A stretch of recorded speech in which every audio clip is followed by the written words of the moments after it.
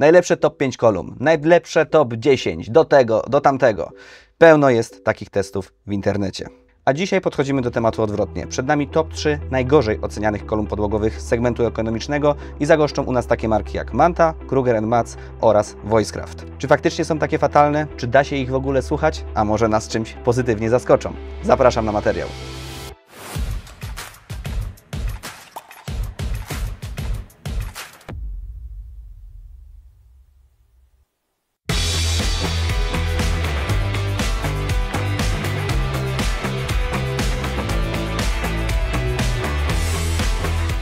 Zacznijmy od tego, co te kolumny prezentują optycznie oraz czysto w teorii na papierze, jeżeli chodzi o parametry oraz ich możliwości.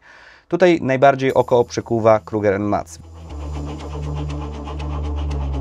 Widać, że ta kolumna najmniej trąci ekonomizmem, to znaczy, że może się podobać. Jej jakość wykonania, jej ogólna optyka stoi tutaj na najwyższym poziomie w stosunku oczywiście do dwóch pozostałych konkurentów. Elegancka kolumna występuje w czarnym połysku, dodatkowo pod maskownicami mamy schowane białe membrany, także od strony designu nie wstydziłbym się tych kolumn postawić w salonie.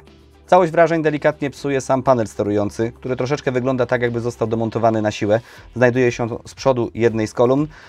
Trochę to wygląda w ten sposób, jakby pierwotnie to były kolumny pasywne, ale nagle konstruktorzy stwierdzili, dobra, zróbmy komplet aktywna plus pasywna. Kiedy spojrzymy na tył kolumny aktywnej, możemy znaleźć całkiem obiecujące porty audio. Mamy wejścia cyfrowe, optyczne, koaksjalne, możemy również połączyć się analogowo, mamy łączność z radiem, gdyż widzimy, że jest wyprowadzenie na antenę FM. Z przodu natomiast dodatkowo możemy podłączyć pendrive'a, czy też połączyć się z naszym zestawem w sposób bezprzewodowy łącznością Bluetooth. W zestawie do kolumn otrzymamy również pilot zdalnego sterowania. Nie jest on bardzo bogaty w przyciski, natomiast jest tutaj wszystko, co niezbędne. Także zdalnie możemy również sobie tymi kolumnami zarządzać. W komplecie otrzymujemy również 5-metrowy przewód głośnikowy, który jest w mojej ocenie wystarczający, by móc sensownie rozstawić te kolumny do stereo.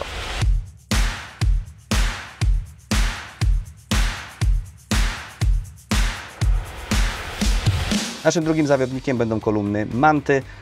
Kolumny zdecydowanie mniejsze, sięgają na wysokość lekko powyżej połowy naszych dwóch pozostałych konkurentów. Waga piórkowa również nie napawa optymizmem, no ale zobaczymy, jak się to sprawdzi w praktyce. Ich poziom estetyki jest na, powiedzmy, przyzwoitym poziomie. Ta kolumna od razu nie krzyczy do nas, jesteśmy zrobione z najtańszych możliwych komponentów. Nie jest to kolumna jakoś wybitnie piękna, ale powiedzmy, że w tym budżecie wstydu nie ma. Fani perfekcjonizmu natomiast tutaj z pewnością szczęśliwi nie będą, no jednak można się tutaj przyczepić choćby do tego, że fabrycznie wypakowana kolumna od razu ma porysowaną swoją podstawę, która jest w pianobleku, czy chociażby można się tutaj przyczepić do okleiny, która miejscami jest zauważalnie pomarszczona. Na froncie przy panelu sterującym mamy dwa wejścia mikrofonowe zrealizowane po dużych jackach i co istotne mamy tutaj dość bogatą opcję regulowania tych mikrofonów, a mianowicie mamy osobno efekt pogłosu, osobny efekt delay, jak również mamy osobną korekcję barwy dla mikrofonów. Jest to niezależna korekcja względem odtwarzanej muzyki, także pod kątem karaoke czy tego typu rzeczy całkiem fajnie. Gdy spojrzymy na kolumnę od tyłu, można się delikatnie zaskoczyć, gdyż mamy również tutaj wejście HDMI, znajdzie się również wejście optyczne, możemy się do kolumny również połączyć w sposób analogowy poprzez RCA, jak również znajdziemy tutaj antenę FM.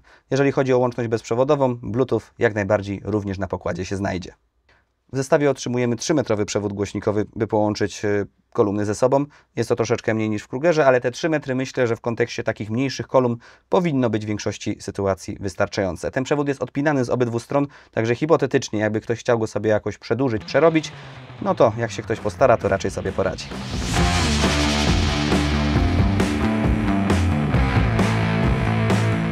No i nasza ostatnia propozycja, czyli Voicecraft. Tu od razu zacznę od przewodu. No jest on jedynie 2-metrowy, dokładnie ma 2 metry i jakieś 18 cm i w mojej ocenie jak na tak pokaźne kolumny jest to zdecydowanie za mało.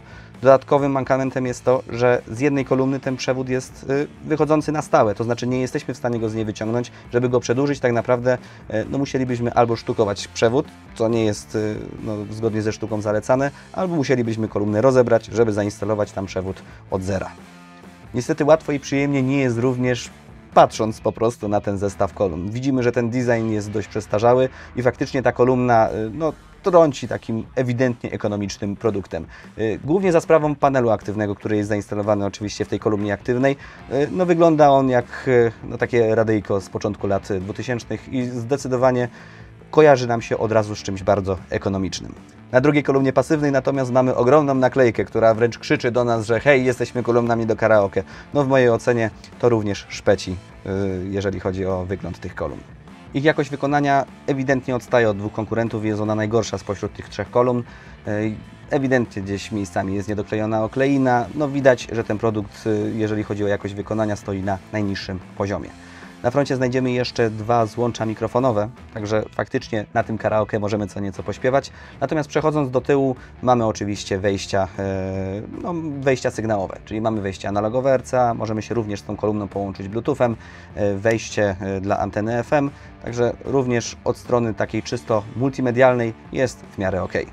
Na szczęście nie musimy się tym kolumnom przyglądać cały czas z bliska, bo mamy pilot zdalnego sterowania, możemy sobie usiąść nawet 4-5 metrów od nich. No właśnie nie do końca możemy, bo pilot działa tak jak chce i raz działa, raz nie działa, a jeżeli chcemy, żeby faktycznie zadziałał, no to musimy się bardzo postarać i przycelować idealnie w kolumnę, chociaż wtedy niestety również często ma swoje humory.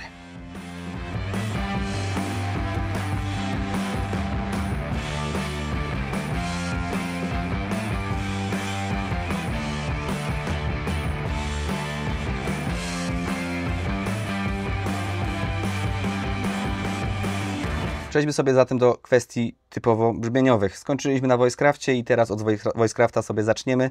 No, jest to kolumna, która optycznie nas najmniej przekonuje do tego, że może grać dobrze, także no, zobaczmy jak jest w praktyce. VK7600 to największe kolumny z naszego zestawienia, mają największe ufery, są taką najbardziej klasyczną kolumną, a po ich odpaleniu możemy się od razu delektować pięknym dźwiękiem buczenia transformatora. Jest to takie uczucie, jakbyśmy przechodzili obok skrzynki elektrycznej lub ewentualnie pod linią wysokiego napięcia.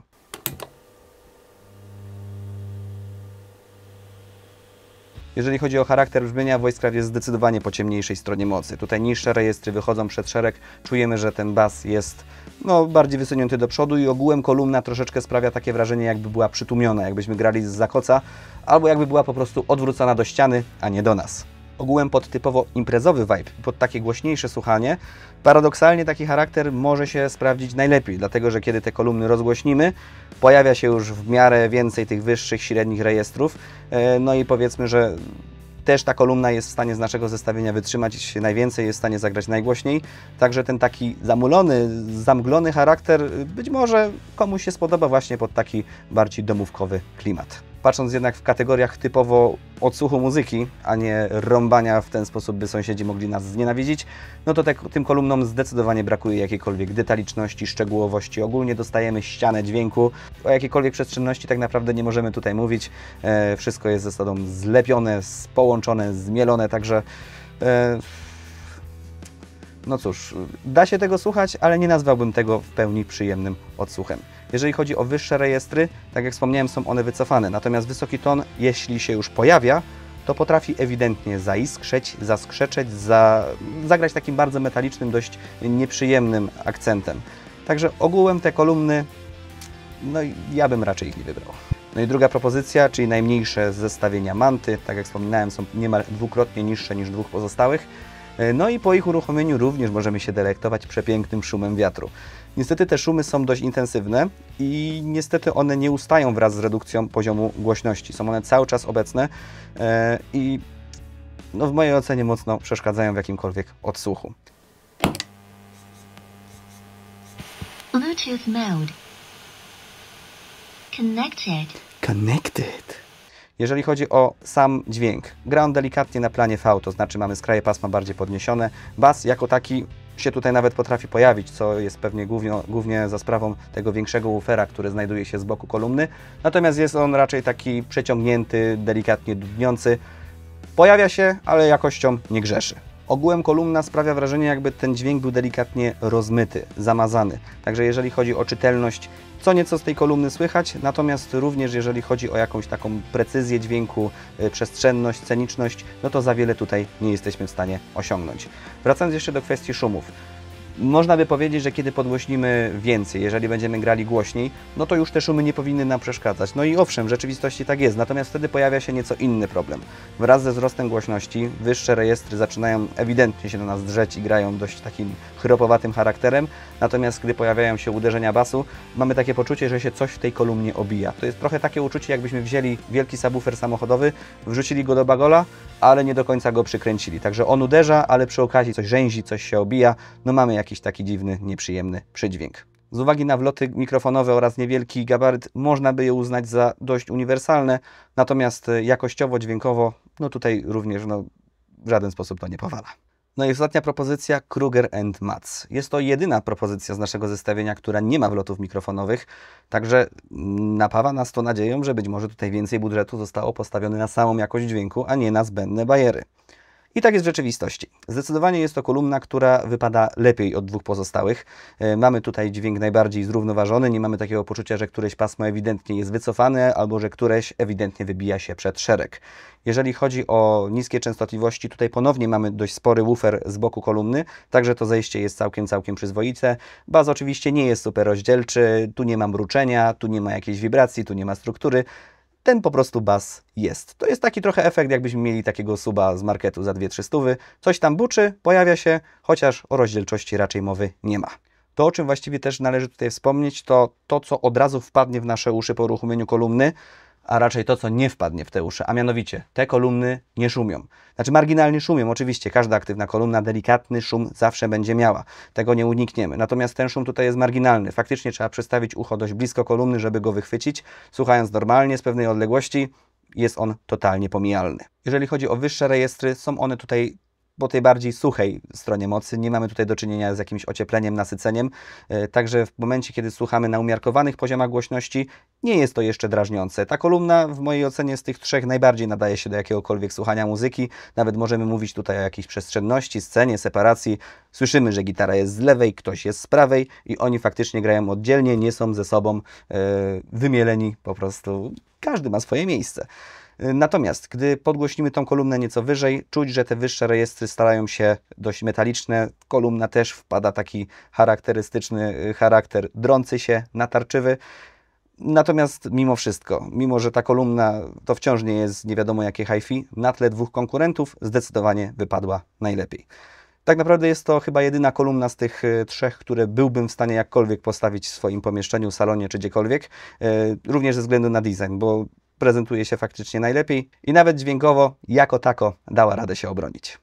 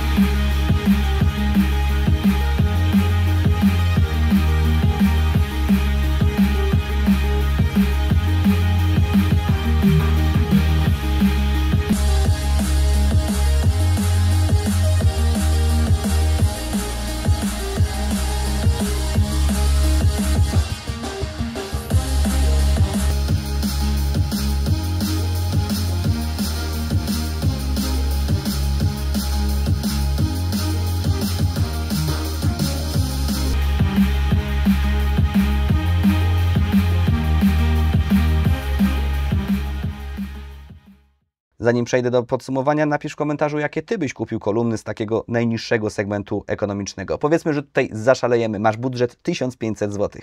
Co byś kupił? Daj znać w komentarzu. A zatem zbierając to wszystko w jedną spójną myśl. Jeżeli chodzi o Voicecrafta, pod domówki, pod imprezkę, pod pośpiewanie, w miarę tak. Jeżeli nie chcesz na te kolumny patrzeć, żeby szpeciły Twoje wnętrze, jeżeli liczy się tylko efekt dźwiękowo-imprezowy, spoko, może się to jako tako nadać. Manta natomiast mogłaby się w teorii obronić w tym, że jest mniejsza, mogłaby się obronić tym, że ma 2 wloty mikrofonowe oraz te mikrofony można w dość fajny sposób zestroić, to znaczy, że mamy te efekty, mamy osobną korekcję. Natomiast ogół jakości dźwięku z niej płynącej sprawia, że dwóch pozostałych konkurentów raczej wygryzają Mantę z jej potencjalnej roli. Oczywiście komuś się ta kolumna może podobać, mi niekoniecznie.